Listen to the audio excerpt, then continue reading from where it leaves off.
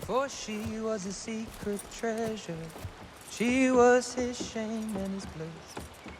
And a chain and a keep are nothing compared to a woman's kiss. For hands of gold are always cold, but a woman's hands are warm.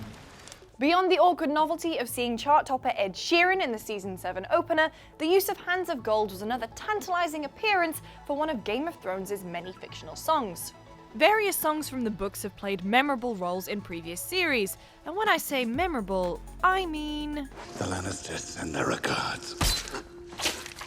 But they've also been used to foreshadow upcoming events, something that Sheeran's song might look to continue. But before we dive into all of that, if you're keen for more Game of Thrones content, make sure to subscribe to GameSpot Universe, where we're breaking down all of Season 7's episodes on our companion show, GameSpot of Thrones, every Monday. Anyway, let's get back to the songs of Game of Thrones. Where have they appeared, and crucially, what do they mean? Beware of spoilers, you have been warned. Let's kick off with Sheeran's rendition of Hands of Gold, seeing as it's freshest in our memories. Now, there's a lot to talk about here between the song's place and context in the novels and the numerous theories circulating following its appearance in Dragonstone. But let's start with the books. Hands of Gold first appeared in Book 3, A Storm of Swords, where it was written by a bard named Simon Silvertongue who knew all about Tyrion's secret affair with his prostitute Shae.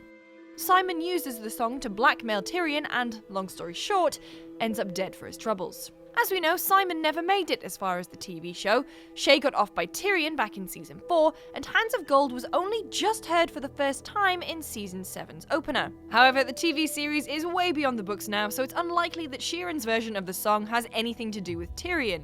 But here's where it gets interesting. Eagle-eyed fans put forward the idea that the song is unlikely to have anything to do with Tyrion at this point in the story, but it might have something to do with another Lannister brother, Jaime. The parallels are pretty clear too. He's got the secret sister lover that he'd rather keep quiet, and he literally has a hand of gold. Yeah, it's pretty on the nose, but it makes sense. Some fans have even gone as far as suggesting that Hands of Gold hints at a future where Jaime strangles Cersei with his golden appendage. Seeing as Jaime is Cersei's younger twin, this would also align the song quite nicely with a prophecy which predicted that Cersei would die at the hands of the Valonqar, which translates to little brother in High Valyrian. And if it all turned out to be true, then that would be killing two birds with one stone. Efficient. This cheeky little ditty tells the tale of a man who has relations with a Dornishman's wife, but ultimately ends up wounded and presumably killed by her husband. In the TV series, it features twice in Season 5, both times sung by Bronn. The first time is when he's on his way to Dorne with Jaime Lannister. He's belting it out. The Dornishman's wife would sing as she bathed, in a voice that was sweet as a Alright, that's enough. But is interrupted by Jaime just as, in Bronn's own words, I'm coming to the best part. lucky for Bronn, he gets to finish off his rendition of the Dornishman's wife a little later on, when imprisoned at the Water Gardens of Dorne. This time, however, his audience is the Sand Snakes, Obara, Nymeria, Tyen, and this time he actually gets to finish the song. He's got a good voice. For many, the song's about showing satisfaction and contentment, even when you're in a bad situation. And to quote Bronn, This song really is all about the ending. We can wait. The Bear and the Maiden Fair is the closest you're going to get to pop music in Westeros. W-pop. It's a cheery song that tells the story of a bear that rescues a maiden who was hoping for a knight. And while that might sound simple on the surface, it has a great deal of significance in the books. The song reflects the traits of several key relationships, namely those of Sansa and the Hound, Jorah and Dany, and Jaime and Brienne. The most literal reading is for the relationship between Jorah and Daenerys, which is emphasized by the fact that the Mormont crest is a bear and the Targaryens are characterized by their fair hair. Then you've got Sansa as the fair maiden mistakenly angling for her knight in shining armor in the form of Joffrey, before being saved by the Hound. The roles are reversed for Jaime and Brienne, as Brienne plays the role of the bear by steering Jaime away from suicide. Ironically, Jaime then goes on to save Brienne from a bear. In the TV show, the song appears across seasons 3 and 4, but its most noticeable appearance is when the men of House Bolton sing it after capturing Jaime and Brienne. From there to here to there, all black and brown and covered with hair, he smelled that girl in the summer air, the bear and the maiden fair. Fun fact, that's only bloody Gary Lightbody, lead singer of hit British rock band Snow Patrol, leading the vocals in the Series 3 episode Walk of Punishment. Look, there he is. It's Always Summer Under the Sea is a much more significant song in the books, but nevertheless makes a few appearances in the Game of Thrones TV show.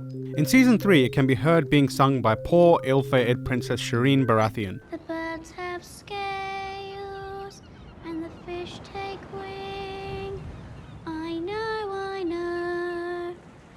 Oh, oh, oh. In the books, it was actually made up by a character called Patchface, who doesn't appear in the show. Patchface was Stannis' court jester, who had a bit of a mental breakdown after a shipwreck incident. The whole ordeal resulted in Patchface having a facial deformity, and given that Shireen also has one, they became quite close. But because of his mental instability, his rhymes were often weird, but those who paid close attention to them could often find meaning hidden beneath the surface. It's Always Summer Under the Sea is a personal song for Patchface, as it alludes to the shipwreck incident. Interestingly, the origins of the song in the TV series is in flux.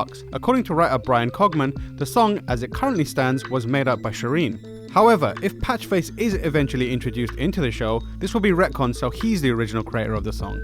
Another fun fact, Kerry Ingram, who played Shireen in the show, actually sings the song over the credits to Season 3, Episode 5, Kissed by Fire. We miss you, girl.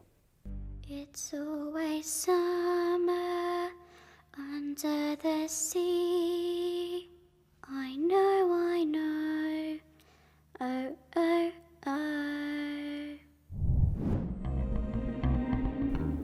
In the book's Gentle Mother Font of Mercy is a prayer from the Faith of the Seven, specifically geared towards an aspect of the many-faced god called the Mother. The hymn is a prayer to the Mother for protection during war and takes on a decidedly anti-war stance, with lyrics that look to teach a kinder way. Ironically, its only appearance on the TV series is during the Season 2 barnstormer, Blackwater. Amid all the bloody carnage, epic wildfire explosions, and this fist-pumping moment from the Hound, Fuck the king. there's this quiet, understated moment of melancholy when Sansa sings the hymn to calm the noble women of King's Landing when all looks lost. Gentle Mother, Font of Mercy, save our sons from war, we pray. This is different to its appearance in the books when Sansa sang it to the Hound instead as a prayer to gentle the rage inside him. And look how that panned out.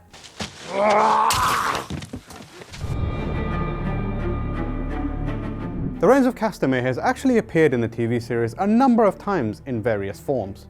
The song is linked primarily to House Lannister, in particular everyone's favourite bad dad Tywin. It commemorates the destruction of House Reyne, who were slaughtered by Tywin and had their castle, Castamere, set on fire. The song, Reigns of Castamere, is symbolic of the destructive power of the Lannisters, and the fate that awaits those who poke the lion. It's usually invoked by members of House Lannister or their bannermen, sometimes just as a way to symbolise their allegiances, other times as a way to intimidate. The song makes its first appearance in the show in Season 2, when Tyrion can be heard whistling it when he arrives at King's Landing, on the way to a small council meeting, and later when he's visiting Shae.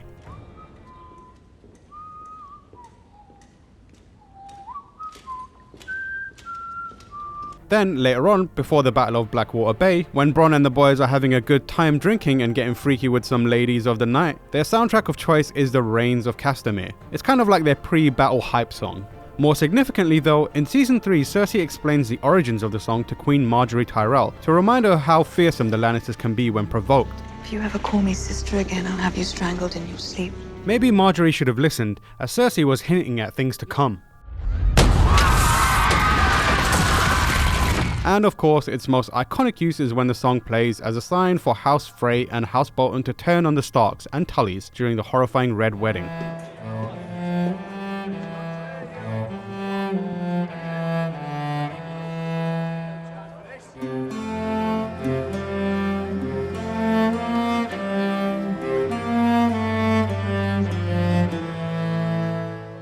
So there you go, the secret meanings behind all the songs used to date on Game of Thrones. As for the Hands of Gold theories, we'll just have to wait and see if they pan out. But if you're looking for more Game of Thrones content, make sure to check out GameSpot of Thrones every Monday, where we'll be breaking down every episode in Season 7. We've also got a ton of other features, including this look into why Dragonglass is so important, and our guide as to who Azor Ahai could be. Thanks for watching!